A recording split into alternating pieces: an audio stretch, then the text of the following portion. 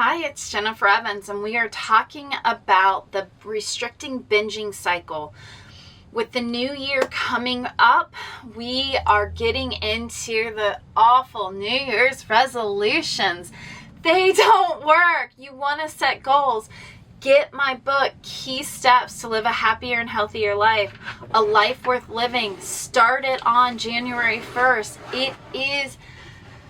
It's so impactful on being able to understand and live the life that you want to live, to find those internal values, to set those goals. Resolutions will get you to January 13th, setting clear pathways to success, which are filled with the pillars, the 3 pillars of success: accountability, dedication, and values and goals. Will get you through a lifetime. I digress. We're talking about the binging and restricting patterns, the cycle that happens. Oftentimes it comes within the first 13 days of the year because we're setting resolutions. We're saying, I am bad. I don't do these things right. I don't save enough money. I'm never going to retire. I'm too fat. I'm too lazy. I'm ashamed. I am guilty. I don't like myself very much. We're saying all these things, and as a way of punishing ourselves, we're saying, I don't have a good relationship with it, so I'm just not going to do anything at all. I'm just saying, this is it. I don't have a good relationship. I'm out of here.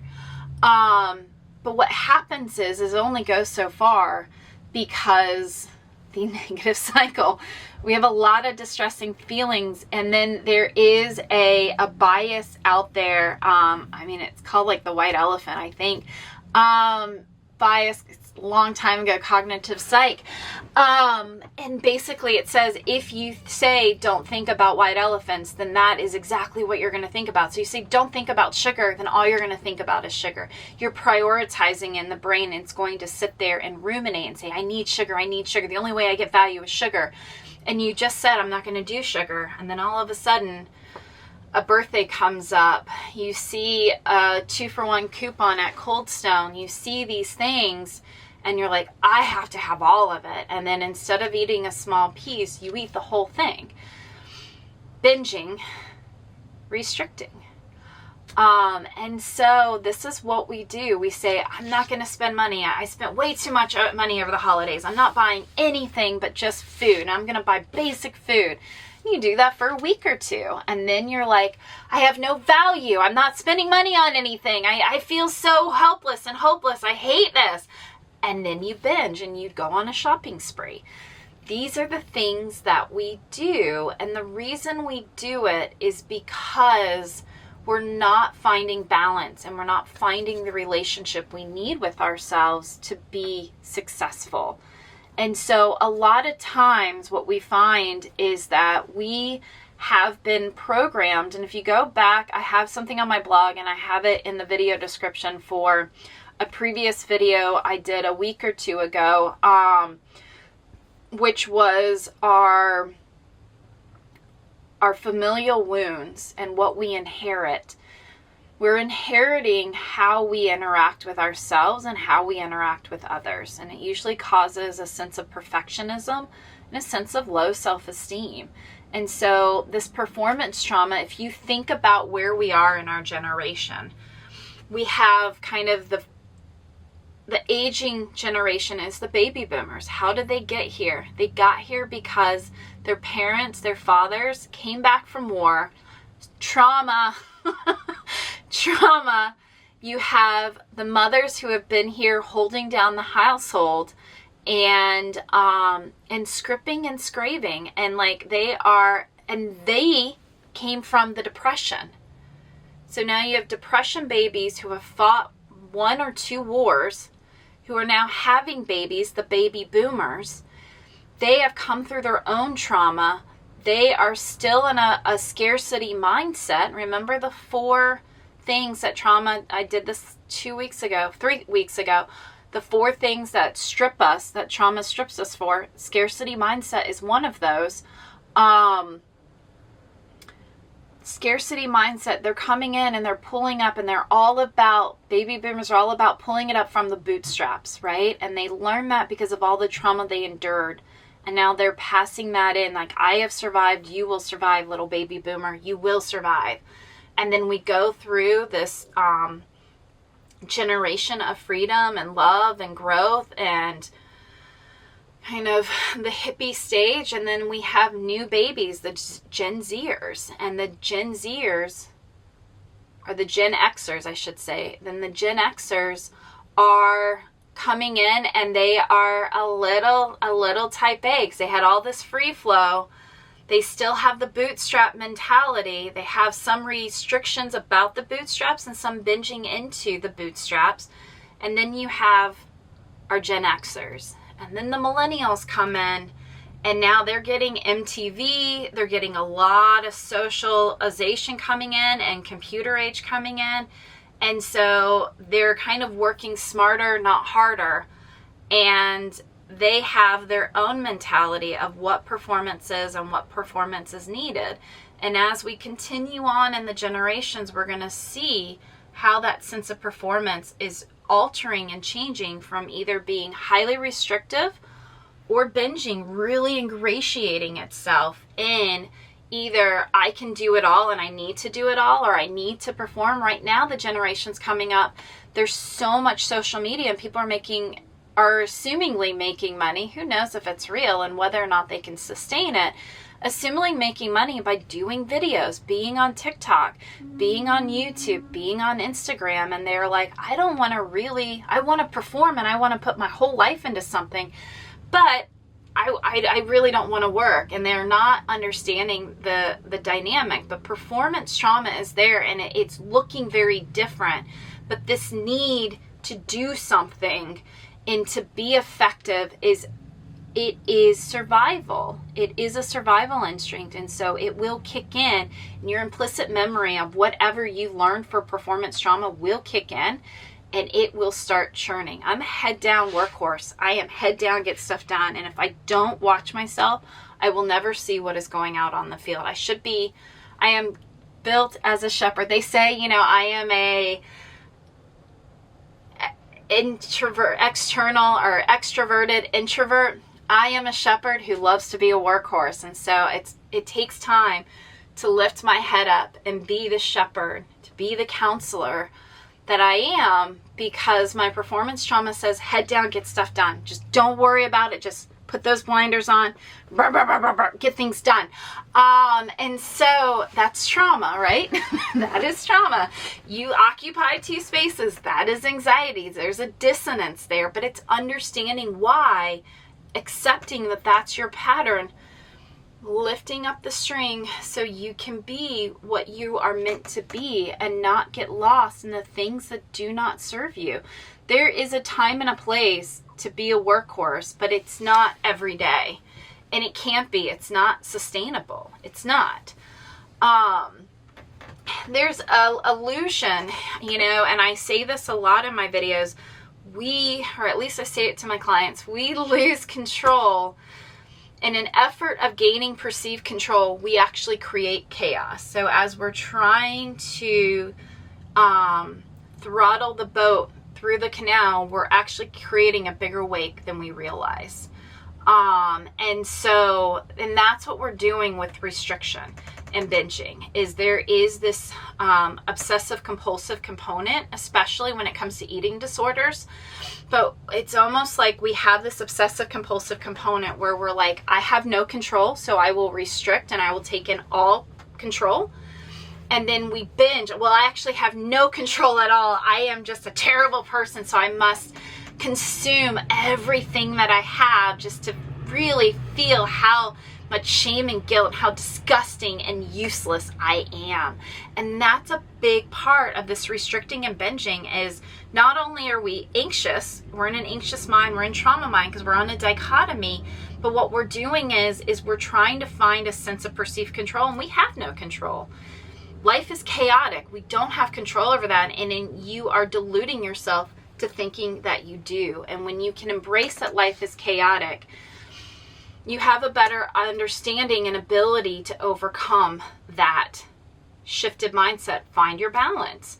And that's why New Year's resolutions fail, is because we're coming at it from a negative cycle. We're coming at it from how we are lacking, and not from a scarcity mindset, not from a mindset of abundance.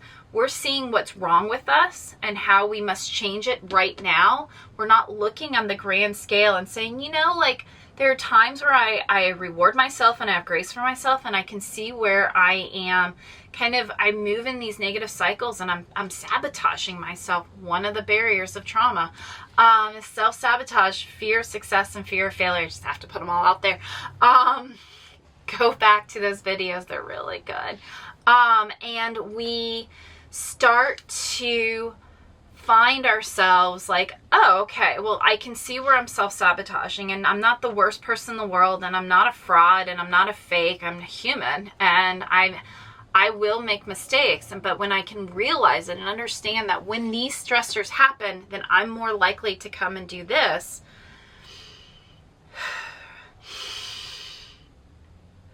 We take a deep breath, we find our presence, we find our intention, and we find our balance to get through it. And if we can do that for 21 days, we have a really good chance of getting it to 42 and then getting it to 63. We have a really good opportunity of keeping this going time and time again for years, way past what a resolution will be able to give you. And when it comes to our mind, what we're doing is we're creating oxytocin and dopamine to these binging and restricting behaviors. And as I've already said with cognitive psych, we're giving a lot of value to the things that shame us. And we are finding ourselves in a place of lack of success. We're finding us down the pathway of external validation, down the pathway of lack of vision, of this sense of emptiness, helplessness, hopelessness. We're finding us really spiraled in a negative cycle. And when we can let go of this performance pressure, then we can start finding more value. We can lessen our distressing thoughts, feelings, and beliefs, which will lessen the likelihood of us getting into an avoidant space. And we can start finding and connecting with the balance in there. Because we don't want to say that we're going to stop doing something. We're going to say, okay, I have an unhealthy relationship with this. So what I want to do is be more intentful around sugar. What I want to do is be more intentful around the exercise I get. I don't need to go to a gym to get healthy. I need to get up and actually play the commercials and not fast forward through them. And I need to just walk around my couch while the commercials are going. Or I need to, I need to do squats on the hour. I just want to set an alarm for on the hour, and I want to do 10 squats. I don't need to do 100 squats. I need to do 10 squats a day. Or I need to do 10 sets of 10 squats a day. Or at work, I just want to add in a little bit of activity, because all I do is I sit there on the computer all day. And so I just want to get up every 45 minutes, and I want to do, or every 55 minutes, I get 5 minutes of a break to just move around and stretch. I just want that time. It literally does not matter what I do. And in the beginning, I may just sit back in my chair and I may just doom scroll.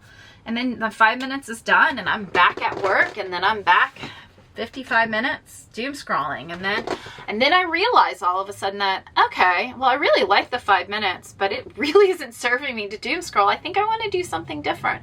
I think I want to get up and doom scroll. I'm going to move around and doom scroll.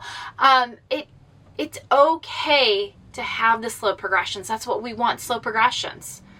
And the more that you find awareness and acceptance, the more that you will slowly progress to what it is. So don't shame yourself for doing something, and don't ever say it's not enough, because the smallest success win is a win that's moving you towards that positive cycle. Do not diminish it.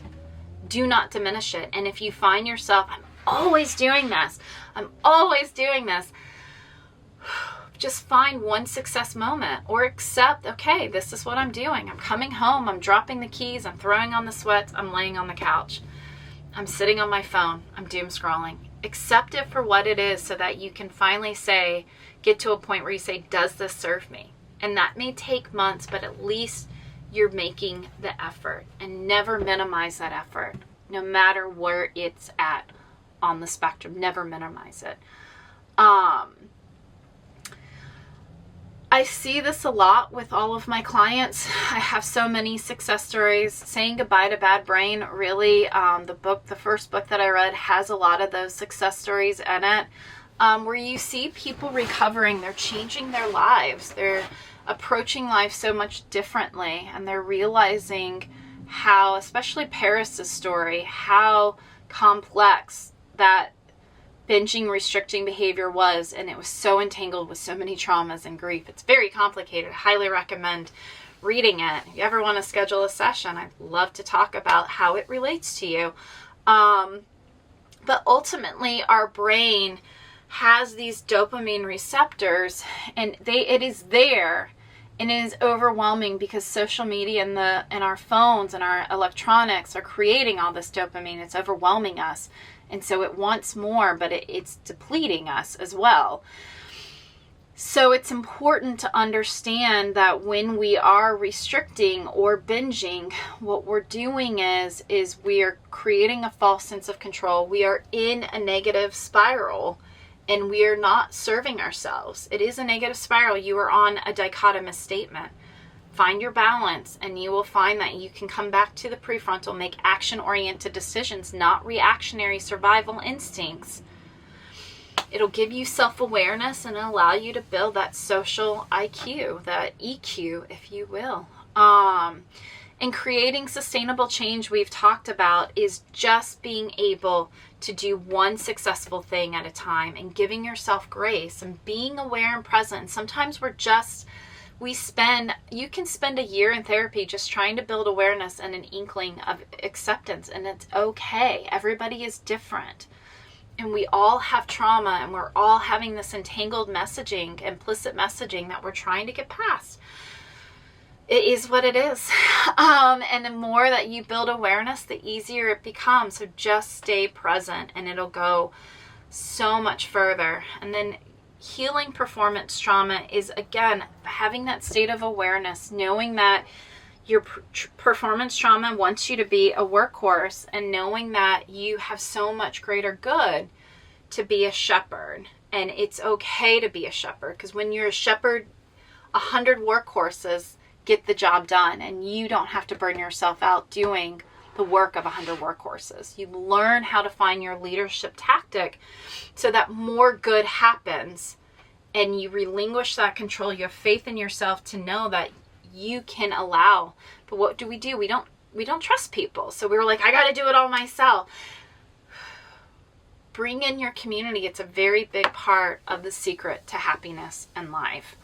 And then finding the new approach. Go into the video description. I actually have a whole workbook on how to heal performance trauma, get out of the cycle, and how to use some rephrasings and new statements, and rebrand your approach to what performance is and what willpower is. Because there's a lot of trauma triggers in the essence of discipline and willpower. And then we get shame and guilt. I'm not disciplined. I'm not good enough. No, it's bad branding, man. It is bad branding. So go into the video description, get on my blog, get that book, and realize it's not you. It's what has happened to them, that they are branding this so wrong, but it's billion-dollar industries. And that's why you have all this negative implicit messaging that you can't do it without their program, but you can. And I've got a book for you, so go look at it. Key steps to live a happier, healthier life. The part 1, a life worth living, will also walk. It's a 6 months of therapy wrapped into one book. So excellent deal. And will help you to kind of guide you to the questions and exercises to begin building the life that you want and letting go of some of these implicit messages that are happening. It literally explores these implicit messaging, and we have journal prompts so that you can find your counter-rational statements.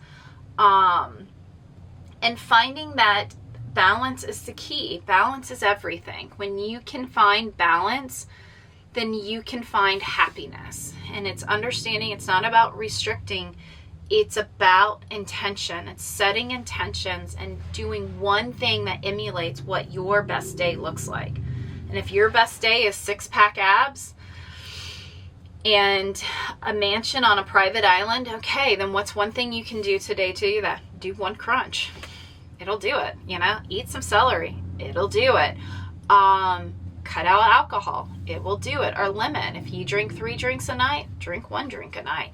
It's not saying eliminate. It's saying reapproach with an intention of ultimately this is where I want to go. So what is one thing I'm going to do that emulates me staying on that road? Instead of having shame and guilt that I'm never going to do it and I'm always going to screw up, what's one thing that you can do? Like, it's New Year's Eve. I'm probably not going to not drink, but I would, you know, I could have a glass of champagne. And when I realize that I can have a glass of champagne and I can have just as good of a time when I am intentionally nursing my drink instead of like overindulging in the alcohol, I realize I have so much more fun. And I actually don't need that. That was excess calories. That was excess alcohol. That was excess time that I'm losing that really didn't serve me. And I didn't even know how it didn't serve me because it's just what I did. And when I realized that it wasn't serving me, when I realized what the consequences were, and I realized on the forefront of what I wanted to do with my intake, I realized that it's just excess. It really didn't do anything for me.